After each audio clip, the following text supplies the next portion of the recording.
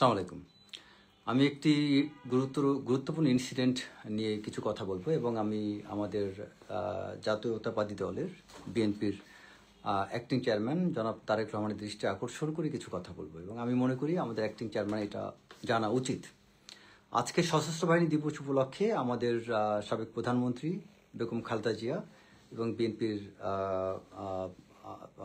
আমাদের তরফ থেকে আরও কিছু নেতা তারা এবং স্ট্যান্ডিং কমিটি মেম্বার আরও অনেকেই এখানে উপস্থিত ছিলেন। তো বেগম খালেদা জিয়ার এখানে শুধু তার নিরাপত্তা না, বরং সব ধরনের নিরাপত্তার ব্যবস্থা এখানে গ্রহণ করা হয়েছে এবং হাইয়েস্ট পসিবল সিকিউরিটি মেজার বিশেষ করে টেকেন বাই বাংলাদেশ আর্মি, সেনাবাহিনী, ডিজিএফআই, আমাদের আর্মি সিকিউরিটি ইউনিট, তারপরে আদার বিভিন্ন এনএসআই বিভিন্ন সংস্থা থেকে পর্যাপ্ত সিকিউরিটি ব্যবস্থা করা হয়েছে এবং এই সশস্ত্র বাহিনী দিবস উপলক্ষে যত অফিসার, বেসামরিক, সামরিক ব্যক্তিরা উপস্থিত ছিলেন সবাই কিন্তু সিকিউরিটি ক্লিয়ারেন্স পেয়েই এসেছেন। এত নিরাপত্তা ব্যবস্থা থাকা সত্ত্বেও ক্যান্টনমেন্টের ভিতরে সিএসএফ, যেটা চেয়ারপারসন সিকিউরিটি ফোর্স বা যেটা ওই বিএনপির যে প্রাইভেট সিকিউরিটি ফোর্স, যে ক্লোজ প্রোটেকশন টিম আছে, তারা এখানে তাদের কোনো প্রয়োজনীয়তা ছিল না। সেখানে তারা এই সিএসএফ নামক যে একটা টিম গঠন করা হয়েছে, এই টিমের সবাই না, কিছু বেয়াদব আজকে যা করেছে, তাদের কিছু কুরুচিপূর্ণ তাদের দুর্ব্যবহার এবং অপেশাদার আচরণ যা সেনাবাহিনীর সকলকেই ক্ষুব্ধ করেছে। কারণ এটা হচ্ছে, আমি তারেক রহমানের দৃষ্টি আকর্ষণকে করে বলবো, বিএনপি অতীতে কিছু ভুল করেছে যেটা সামনে করা যাবে না। এই সশস্ত্র বাহিনী দিবস হলো অন্যতম একটা দিবস যেই দিনে সেনাবাহিনীর সেনা কর্মকর্তারা, অবসরপ্রাপ্ত এবং সার্ভিং, তারা একটি সুযোগ পান বিশেষ করে খালেদা জিয়ার মতো এরকম ব্যক্তি যারা আসেন তাদের সাথে দেখা করার, এবং বেগম খালেদা জিয়ার জন্য এই সেনাবাহিনীর সাথে কানেকশন বা তাদের সালাম গ্রহণ করা, তাদের কাছে যাওয়ার উত্তম সুযোগ ছিল এটা। সেই উত্তম সুযোগটি আজকে নষ্ট করেছেন সিএসএফ এর, আমি বলবো, অপেশাদার কিছু ব্যক্তি। একজন ক্লোজ প্রোটেকশন এজেন্টের যে বৈশিষ্ট্য থাকা উচিত, তার মধ্যে যে প্রফেশনালিজম থাকা উচিত, এগুলো এদের মধ্যে নেই।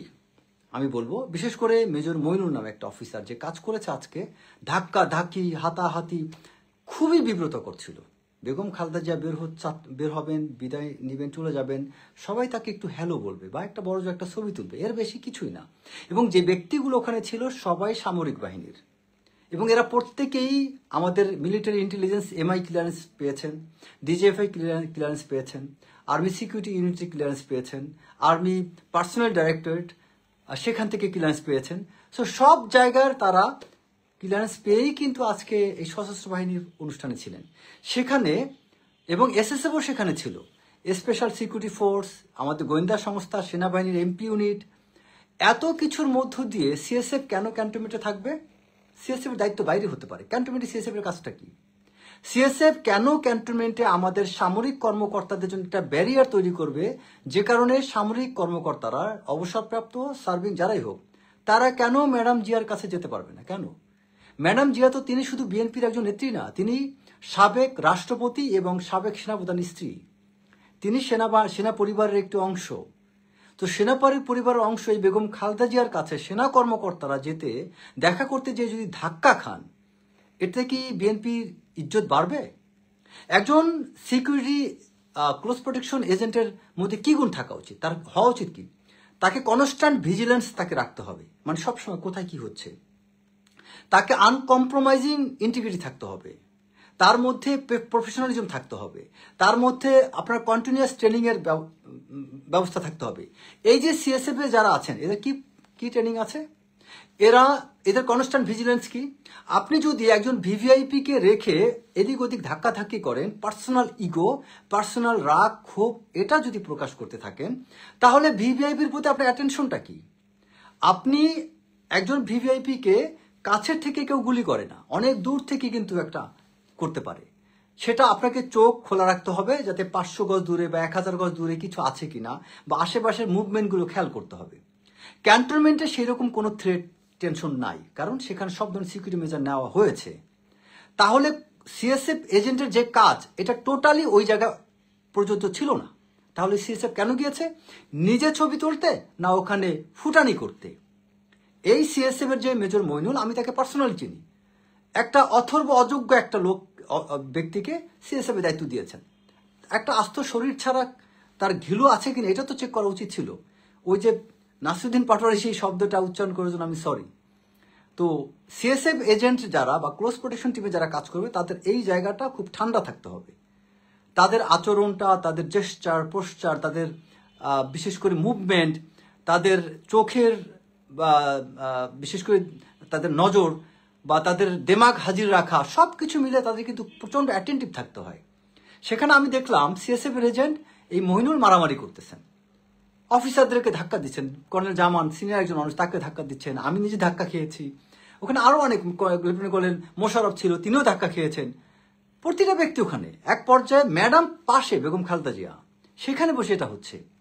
তো এই বিষয়গুলো আমি মনে করি বিশেষ করে বিএনপিটা নজর নেওয়া উচিত, এবং সিএসএফ এ বিশেষ করে যাদের ফিজিক্যাল ফিটনেস আছে, যাদের মধ্যে কমিউনিকেশনের সুন্দর স্কিল আছে, যাদের মধ্যে রিস্ক অ্যাসেস করার মতো যোগ্যতা আছে, যাদের মধ্যে ডিফেন্সিভ স্কিলস আছে, যাদের মধ্যে ডিসক্রিয়েশন করার মতো ক্যাপাবিলিটি আছে, এইরকম ব্যক্তিকে ছাড়া কাউকে এখানে সিএসএফ আপনারা রাখবেন না। এই সিএসএফ এর দায়িত্বটা আমি মনে করি আমাদের বিএনপির যিনি ডিফেন্স অ্যাডভাইজার জেনারেল ফজলে আকবর, তাকে দিয়ে এবং সুন্দর করে একটা টিম গঠন করা উচিত। যেখানে প্রয়োজন সেখানে যেন তার দায়িত্ব দেখান, যেখানে প্রয়োজন নেই সেখানে যেন ফুটানি না করেন। এবং এই একই কারণে বিএনপির সাথে নেতাকর্মীদের দূরত্ব বাড়বে। আমি যদি ক্যান্টনমেন্টের মধ্যে একটা সামরিক কর্মকর্তা হয়ে বা আদার একজন ব্রাদার অফিসার যদি ম্যাডামের কাছে রিচ করতে না পারে, তাহলে সাধারণ জনগণ, সাধারণ নেতাকর্মীরা কি করে ম্যাডামের কাছে যাবে, কি করে তারেক রহমান আপনার কাছে যাবে? এই সিএসএফ এর দায়িত্ব তো জনবিচ্ছিন্ন করা না।